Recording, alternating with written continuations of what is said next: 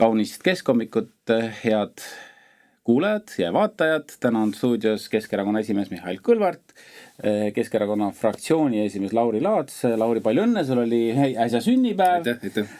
Õnne läheb elus vaja. Ja täna me alustame, kuidas öelda, kurva sündmusega, aga võib-olla ka mitte. Lahkus Vatikanis Rooma paavst Franciscus ja see ei ole mitte ainult ususündmus, vaid see on tegelikult ka väga oluline poliitiline sündmus.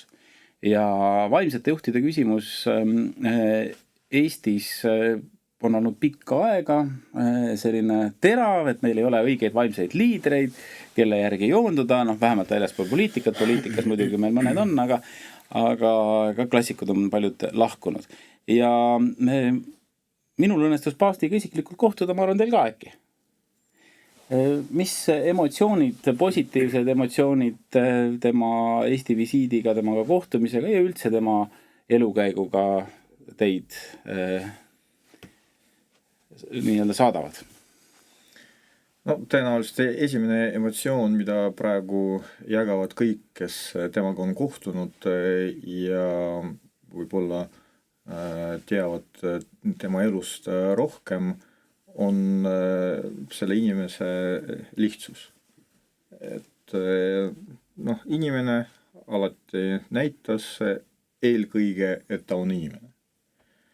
No ja teadaolevalt paavst, võib-olla keegi ütleb, et tal oli nagu liberaalsem mõtteviis. Võib-olla võrreldes eelkäijatega, kas on liberaalsus või see on inimlikkus, see on pigem selline definitsioonide vaidlus. No ma arvan, ta oli halastavam, et Jeesus süüdistati ka liberaalsuses, et tuli ja lubas pühapäeval põllu pealt viljapäid noppida ja kõike muid asju. Kas see oli liberaalsus, võib-olla see oli halastus? Sõna inimlikkus või halastus mulle nagu meeldivad palju rohkem ja ma arvan, et antud kontekstis see on ka õige. Sa ütlesid alguses, et see ei ole ainult religioosse elu suur sündmus, see on ka poliitilise elu suur sündmus. Tegelikult me võime rääkida ka sellest, et see on ka tsivilisatsiooni suur sündmus.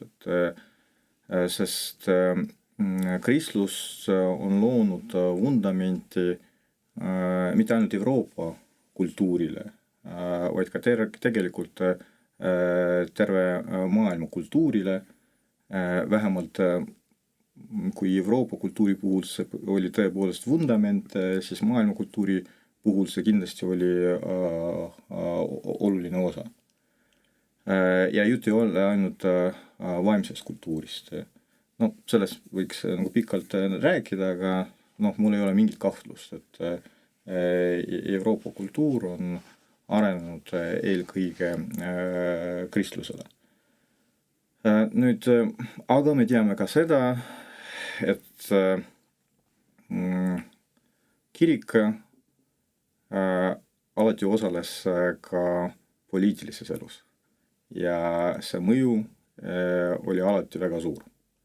Ja ma ei räägi isegi sellest, et kristluse eelkõige katoliku kiriku ajaloos oli väga palju erinevaid lehekülge, sealhulgas ka selliseid tumedaid, vaid ma räägin pigem sellest, et meil täna peaks olema nagu arusaam, et ka kaasaegses maailmas religiooni, hinge elu mõju igapäevastele sündmustele on väga suur. Et meil võib meeldida või mitte meeldida religioon üldse, kristlus, usk, aga selle mõju on väga suur ühiskonnas. Ja loomulikult liidrite, kirikuliidrite omavad mõju ja see omakorda tähendab ka seda, seal kus on mõju, seal on ka võim, seal kus on võim, seal on ka poliitika. Ehk siis jah, sul on õigus. See on nagu väga suur sündmus, väga poliitiline sündmus ja see inimene, kelle saab järgmine paavst, temast hakkab ka ka maailmas väga palju sõltuma. Lauri, sinu tunded? Ja, et Mihhailil midagi lisada on hästi keeruline, et ta lahkas tegelikult päris hästi kogu see temaatikat ja eks ta oli kindlasti iga paavsti lahkumine on ju šokk. Ja seda me ju nägime üle maailma, et vaadates ka uudistevoogu läbi erinevatest kanalitest ja erinevate riikide uudistest, kui jälgida kõike. Aga millega nagu paavst tõesti silma paistis, oli lahkusega, lihtsusega ja tõesti võib öelda, et ta oli isegi rohkem näoga rahva poole, nii nagu tegelikult üks usujuht peaks olema. Mina käisin Argentiinas aasta 2015, siis Franciscus oli juba paavst ja ma käisin tema kodukirikus ja seal ma sattusin kokku ühe Eestist pärit mehega, tal oli Eesti juured, Eriko Hoffmann, täpsemalt muidugi Saksa päritolu, aga ta üks vaarisadest oli Narvas pastor. Ja siis ta rääkis seda, et paavst sõitis Argentiinas töötades preestrina trammiga tööle, käis palju palja jalu, mis oli nagu natukene selline teistmoodi ja presidendidega ta eriti läbi ei saanud. Presidendi loss asus samal väljakul, või asub praegugi, kus see kirik oli, mida ta teenis. Ja see põhjus oli see, et siis kui tema palus presidenti, et meil on siin vaesed, meil on siin probleemid, siis president kunagi aega ei leidnud, Kristiina Kirsner oli selle presidendi nimi ja siis kui ta paavstiks sai, siis president tahtis temaga väga kohtuda, aga siis ta selleks leidis, et see ei ole nagu mõistlik. Nii et ta tegelikult tegi päris palju poliitikat ka Argentiinas ja mis mulle väga meeldib võib-olla isiklikult ma korra hästi põgusalt paar lauset sain taga vahetada, kui ma minister olin ja ta Eestis käis, mulle tundus erakordselt selline selge silmavaate ja siira olemisega mees, aga ma arvan, et üks lugu, mis juhatab sisse võib-olla meie järgmise teema, tema puhul oli eriline. Et Ameerikas oli kogu aeg, Põhja-Ameerikas ma pean silmas, et kõik firmad alustasid kellegi garaažist. Et Steve Jobs, isegi ei pea ütlema Jobsid, aga ütleme tegelikult piltlikult öeldes tõesti, Bill Gatesid, kõik alustasid garaažist, aga äsja surnud paavst alustas baarist. Ei, ta ei alustanud, ta alustas ööklubi turvamehena. Nii et edaspidi kõik, kellel on soov saada paavstiks, alustage ööklubi turvamehena. Ma arvan, et see paneb teie karjäärile olulise aluse. Aga puhakuda rahus, jah. Üks nagu üldfilosoofiline mõte, et nagu ajalugu, et tsivilisatsiooni ajalugu näitab, et nii ongi, et suuremad liidrid tavaliselt kasvavad välja põllu pealt. Põlvelt. ma isegi ütleksin, et selleks, et isiksus kasvaks, selleks peab olema nagu teekond ja see teekond ei saa olla lihtne. See on mõnes mõttes ju ka kristluse filosoofia, et inimene elu käigus läbib kannatusi ja tänu sellele kasvab vaimses plaanis. Ja ka meie tavaelus on nii, et inimene, kelle selja taga on suur teekond, raske teekond, siis ta suudab leida tavaliselt rahu endaga. Talle ei ole vaja pidevalt ennast kehtestada ja just selline inimene suudab pakkuda rahu ka teistele. Täpselt nii. Ja igal juhul puhakuda rahus. Kristuses on selline oluline lähenemine, et tõeline võit saabub ikkagi lahkumisega, kui sa oled suutnud selle võidujooksu lõpuni joosta ja usu säilitada, need mõlemad. Ma usun, et Franciscuse puhul see nii oli, aga lähme siit samuti selliste keerukate teemade juurde. Me enne saadet natuke arutasime, et kuidas meile tundub praegu see pilt Ukrainas ja Ukraina sõjas ja seal ei olegi üldse midagi rõõmustavat ega lihtsat. Kõik lahendused, millest räägitakse, on väga vastuolulised. Kuidas siis tundub, kas need Ameerika poolt välja tilkunud, me ei saagi öelda, et kas need on tõesed väited või mitte, aga et nad on valmis tunnustama Krimmi Venemaa osana ja kõik see, kuidas see pilt teile praegu tundub? Ega pilt ei ole ilus, on ju, ja selge on see, et olukord on keeruline ja eks need infokillud, mis on kuskilt siit ja sealt välja tulnud, et kui tõsiselt nendesse peaks suhtuma, ma arvan, et päris tõsiselt. Et kui räägitakse sellest, et nüüd Ameerika kavatseb ka Ukraina ühte osa siis tunnustada nii-öelda Vene territooriumina, me räägime siis Krimmist, ja see teeb loomulikult murelikuks, aga teiselt poolt on jällegi see küsimus, et rahu tuleb ju saavutada. Inimesed tahavad rahu ja see teebki kogu selle asja nagu keeruliseks ja me näeme ju ka selgelt, et USA-l on majanduslik huvi maavarade osas, mille puhul ka ju käib päris suur kauplemine, ja teiselt poolt vaadatuna, et miks siis Venemaa seda sõda alustas, tõenäoliselt üheks põhjuseks ikkagi oleme ausad, on ka maavara, mitte need inimesed. Et on keeruline ja siin on ka erinevad siis analüütikud toonud juba välja ka sellised sõnumitega, et tegelikult varsti saabub see aeg, kus siis 3 suurt riiki lihtsalt jagavad jällegi nii-öelda maailma ära. Hiina, Venemaa ja USA omavahel. Et eks me seda jagamist oleme näinud erinevatel aegadel. Euroopa Liitu sai maininud, et Euroopa Liit läheb siis jagamisele nagu Jeesuse kuub. Euroopa Liit on jällegi tagaajaja, et kui sa vaatad, kes alustas kogu selle nii-öelda rahu läbirääkimiste jutuga oli USA, siis selgelt ju anti märku, et me teeme seda 24 tunniga ja Euroopale anname ka teada, kui see on tehtud. Ehk siis tegelikult näidati jällegi koht kätte, mille peale siis ikkagi Euroopa ei saa öelda, et võttis ennast kätte, aga vähemalt hakkas rohkem liigutama, mis teeb murelikuks. Tegelikult USA ju pani ka paika sellised oma strateegilised partnerid, kellega tahaks läbi rääkida ja Euroopa Liit ei ole strateegiline partner.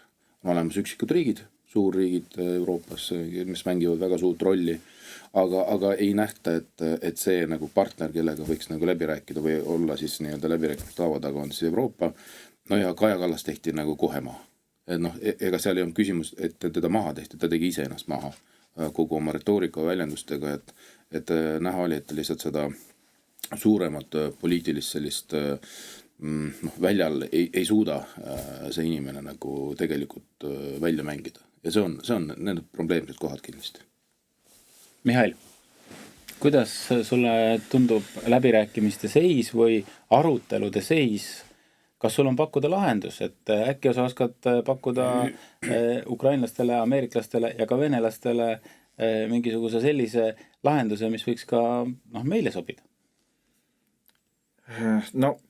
Mulle sobiks see lahendus, mida tõenäoliselt pakuks paavst välja.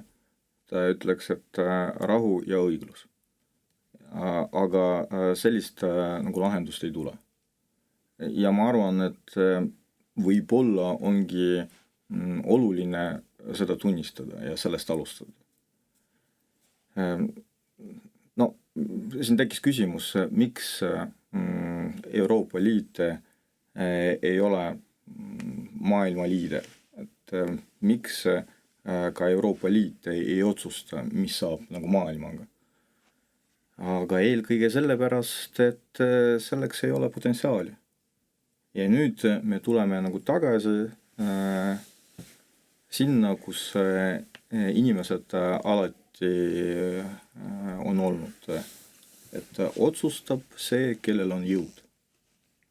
Ja täna jõud, see on eelkõige tugev majandus, ja tugev kaitsepotentsiaal.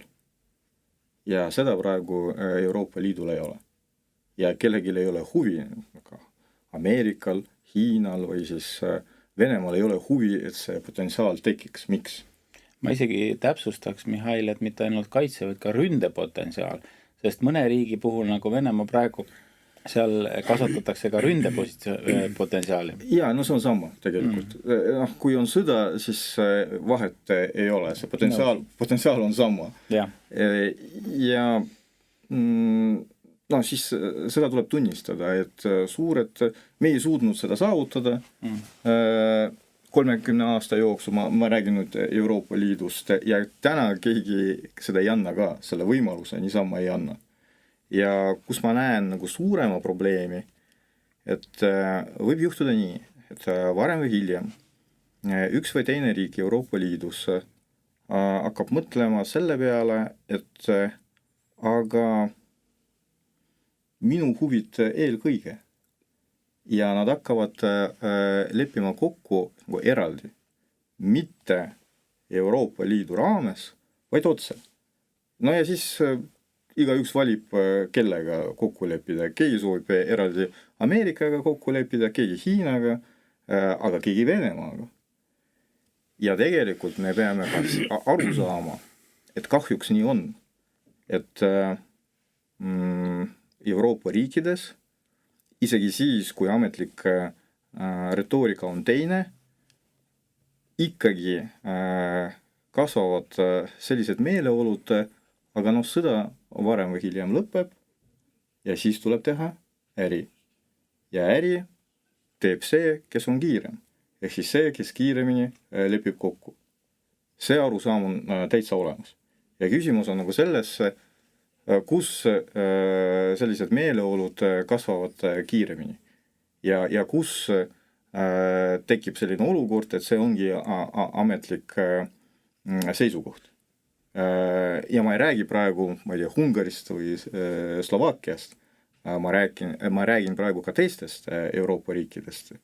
See, et Euroopa Liidus kasvavad, ma ütleks nii esialgu iseseisvuse meeleolud, seda me juba näeme. Poola andis väga selget signaali, et kõigepealt Poola huvid. Nüüd on küsimus selles, et mida see tähendab, kuidas need huvid hakkavad realiseeruma. Et Poola tegi avalduse, et eelkõige energeetika majandus, nemad kindlasti ei lähe Venemaaga kokku leppima, aga Ameerika või Hiinaga, miks nii mitte, ja nii edasi. Ja lihtsalt, kui see protsess võtab hoogu Euroopa Liidus, siis see tähendab muidugi väga suurt turbulentsust ja see Euroopa Liidule tervikuna potentsiaali kindlasti juurde ei anna, nagu vastupidi. Ja see on see oht, mida mina näen ja mis võib tähendada, et meil ei teki nagu ühist rusikat nii kaitseküsimustes kui ka tegelikult majandusküsimustes. Rääkimata sellest, et see on omavahel nagu seotud. Ja see arusaam ei ole tekkinud ainult mul. Tegelikult see arusaam hakkab tasapisi tekkima erinevates riikides ja just sellepärast hakkavad tekkima ka regionaalsed liidud. Meie puhul see on Balti riigid ja Soome, aga selliseid nagu ühendusi kindlasti võib olla ka rohkem. No vaata, kogu selle asja juures on see, et ja ka see praegu Ameerika tegevus, et läbi selle ju tegelikult lammutatakse Euroopa Liitu. See on see lihtsamalt öeldud, mida praegu... No võib-olla see on juba tehtud. Euroopa Liit on olemas, eksisteerib, aga... No ma mõtlen see kivi sisse löödud. Just, et sisepinged nii-öelda olid meil juba ennem Euroopa Liidus, et kõikidele see ühine poliitika ikka ei meeldi ja oleme ausad. Ega kui me vaatame ka siit Eesti poole pealt, siis väga palju nii-öelda direktiivi, mis tahetakse meile üldiselt pähe määrida, et ei ole ikkagi väga vastuvõetavad. Ja läbi selle tegelikult kannatavad ju meie inimesed. ja nüüd on see küsimus, et eks seda selline meeleolu on tekkinud paljudes Euroopa riikides, kes on juba selgelt ennast väljendanud, et kuulge, et me niimoodi edasi ei saa minna, nii nagu mõned riigid on teinud seda, või siis veel meil tuleb see laine peale, kus ka teisedki ütlevad, okei, et nüüd tuleb midagi muuta, on ju. Aga lisaks sellele on ju tegelikult läbi selle nii-öelda uue olukorra, mis on tekkinud tänu siis uuele presidendile Ühendriikides, siis tema tegevusega veel lisanduvad pinged. Ehk siis ta on ju selgelt välja öelnud, et vähemalt käitun niimoodi, et ta räägib eraldi riikidega, kõikide nagu nii-öelda ka majandusliku poole pealt vaadata nagu majandusküsimustes on ja noh, ta andis selge signaali, et ta ei aktsepteeri sellist nagu suurt liitu nagu Euroopa Liit on ju. Aga teine pool, kui me räägime, et iga riik, noh, ta peabki selles, et seisma enda suveräänsuse, enda inimeste eest ja minu arust Soome on jällegi väga hea näide. Et kui sa vaatad, et aga mis siis soomlased on ju teinud kogu selle perioodi jooksul, et kas nad on siis Euroopa Liidus või võtame kas seda perioodi enne Euroopa Liitu, see on rahulikult ajanud oma asja.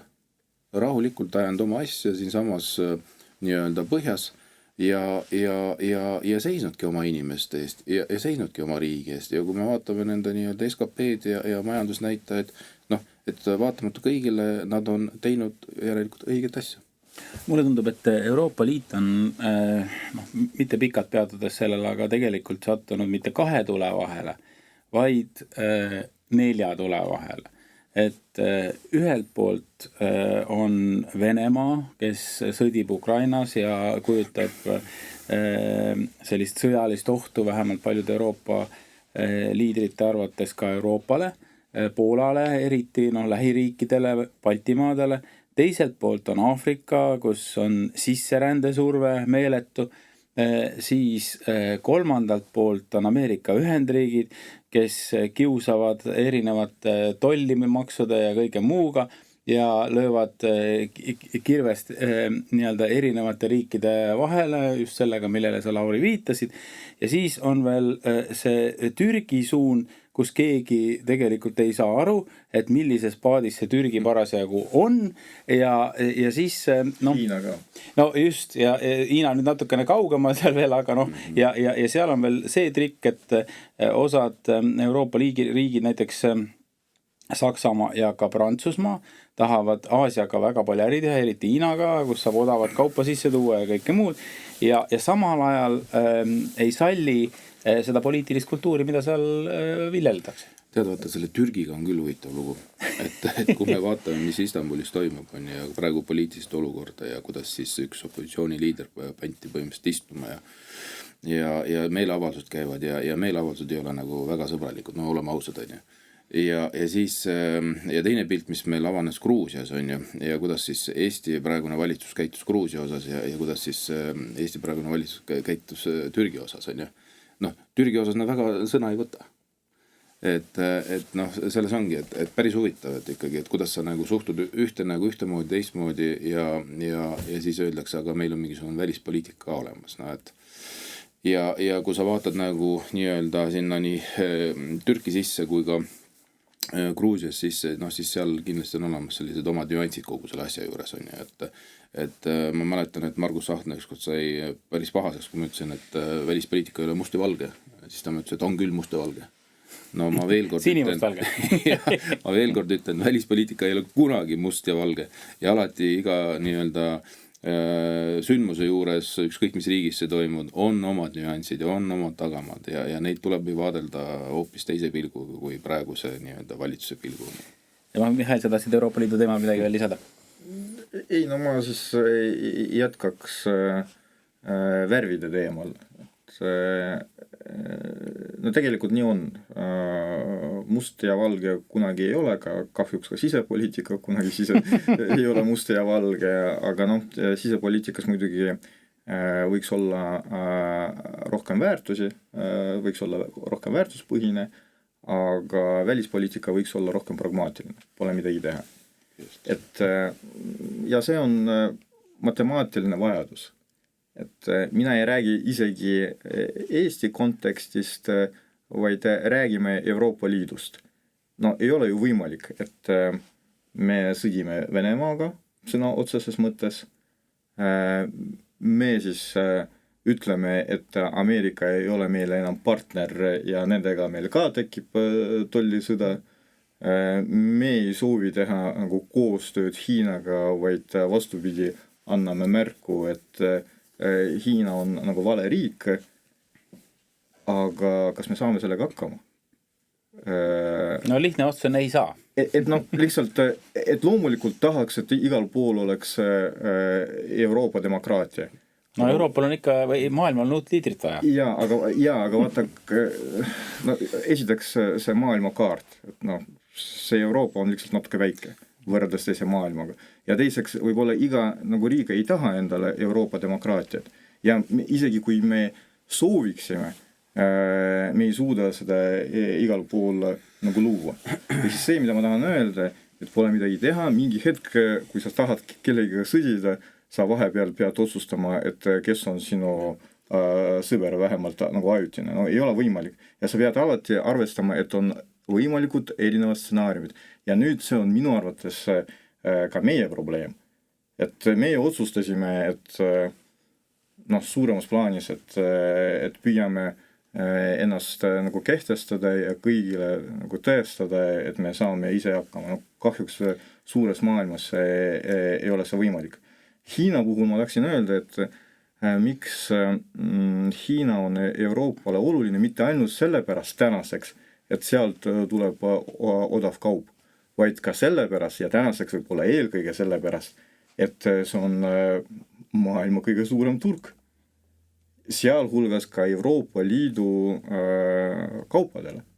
See on väga ostujõuline turg, et seal on, ütleme niimoodi, et tänasel hetkel mitusada miljonit inimest, kes teenivad vähemalt nii palju kui keskmine eurooplane. Ja nii et ütleme, et ta on keskmiselt on ta ikkagi vähemalt sama suur turg täna juba kui Euroopa Liit. Ja, et Hiina on kindlasti hakanud palju rohkem tarbima ja see lihtsalt on seos sellega, et elutase on seal tõusnud on ja loomulikult see on väga suur turg ja ega ilma asjata ei ole peaaegu kogu Saksa tööstus seal esindatud.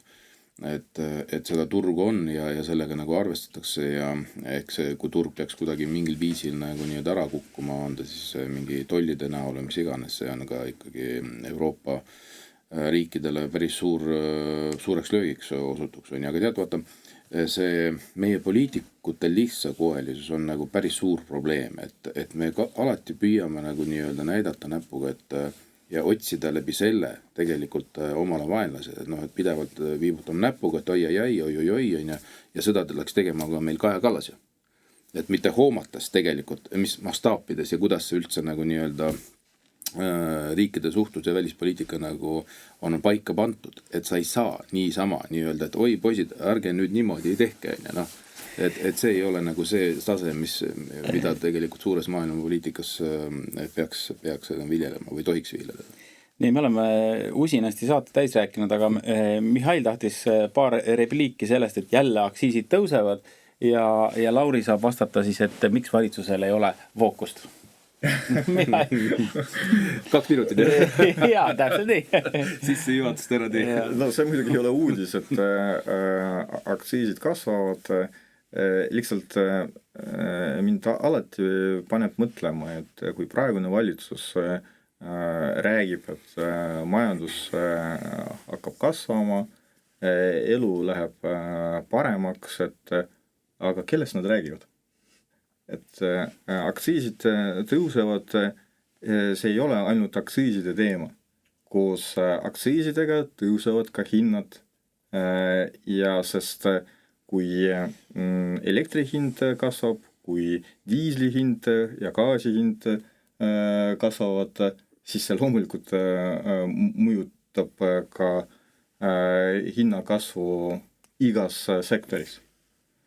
Nüüd, ja võib-olla veel üks aspekt, millest me üldse ei räägi, et see praegune maksupoliitika suretab majandussektoreid välja. Et meil on peaaegu surnud logistikasektor, sest kütuse hinnad on sellised, et noh, Läti ja Leedu logistikafirmad suudavad pakkuda siin teenuseid odavama hinna eest ja see peaaegu tapab meie logistikaäri. Meil on peaaegu surnud nüüd asfaltitehaste äri, sest riik ei investeeri, aga asfaltitehaste taaskäivitamine on nii kallis, et mõnedele on lihtsam müüa või loobuda sellest ärist.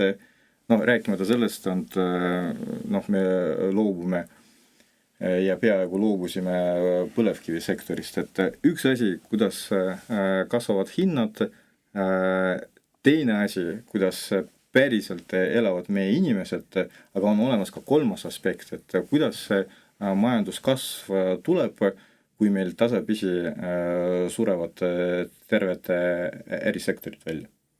Nii, ja Lauri, ütle nüüd, kuidas siis seda kõike päästa, sa lubasid anda meile saate lõpuks valitsusele õige fookuse. Poliitikuna ma pean ütlema, et tuleb uus valitsus. No millal, ma tahaks teada, ma arvan, et kõik meie kuulajad neid väga-väga huvitaks, et räägi sellest lähemalt. No, praegu Eestis vaata keskmiselt 2 korda aastas tulevad uue valitsus. Vähemalt öeldakse, et tuleb. Ma kodanikuna tahaks ikka natuke rahulikumat elu, aga olgu. Ja ma arvan, et me lähiajal näeme kindlasti uut valitsust, et tõenäoliselt see toimub siis peale kohalikke valimisi. Aga nii-öelda kui tõsiselt rääkida siis, ja praegust olukorda, siis minu arust praegu selle uue koalitsiooniga, kus on siis Reformierakond Eesti 200 või siis Reformierakonna siis tütarettevõte, ega fookust rohkem ei olegi. Et minu arust valitsus on täiesti kuidagi ära kadunud ja ei ole mingi sellist sihti. Et mis oleks üks teema või 2 teemat, mis on pidevalt nii-öelda fookuses ja öeldakse, et näete, meil on selline eesmärk ja me lähme kogu aeg sellega edasi. Et eelkõige me peaksime rääkima praegu majandusest, energeetikast, aga kuidagi on kõik laiali valgunud ja tegelikult see praegune minu arust koalitsioon on veelgi hallim kui see eelmine. Ja kui me vaatame olukorda ka Riigikogus, siis ma olen rohkem märkanud, et Riigikogu saal on aina rohkem tühi. Ja kui sotsid olid koalitsioonis, siis nad vähemalt istusidki seal, aga nüüd neid üldse ei ole. Aga Ossinovski palk tõusis 9300 euroni, kõik inimesed Eestis rõõmustavad. Et siis arvad, et kui Ossinovski palk tõusis, ta kutsus kõik Riigikogu fraktsiooni kaaslased ka laua taha, et teeme väikse pidu oli ju. Selge. Jah, aga eks siin nende tõsiste teemade juures tuleb ka nalja ka teha, aga tegelikult on ikkagi väga tõsine ja see tunne, mis mul oli juba mõnda aega tagasi, et me vajame erakorralisi valimisi, see ei ole kuskile kadunud. Ja minu arust need aina rohkem ja rohkem nähes, mis teeb valitsus või mida valitsus ei tee. Või siis Riigikogu liikmete suhtumine, kus lihtsalt ei osaleta istungitel. See aina kinnitab minu sisetunnet, et me hirmsasti vajame erakorralisi valimisi. Sotsidest rääkides see lugu, mida Lauri on meile rääkinud, et kuidas sotsid mitu kuud rääkisid sellest, et on vaja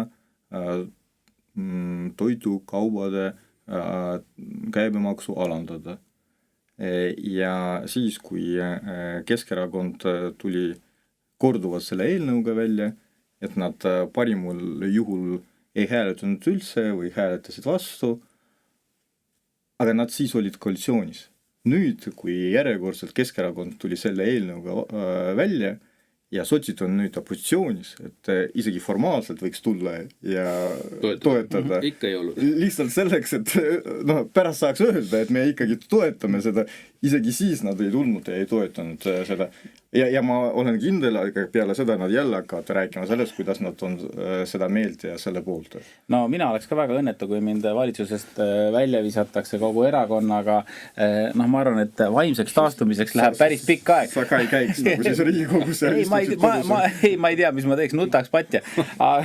Aga selle väikese teadmisega me täna lõpetame. Stuudios olid Keskerakonna esimees Mihhail Kõlvart ja Riigikogu Keskerakonna fraktsiooni esimees Lauri Laats ja täna meil kirjade rubriiki ei olnud, aga kõigile, kes on meile kirjutanud, nendele me lähi saadetes teeme taas ühe väikse kirjakasti. Nii et kaunist keskhommikut kõigile!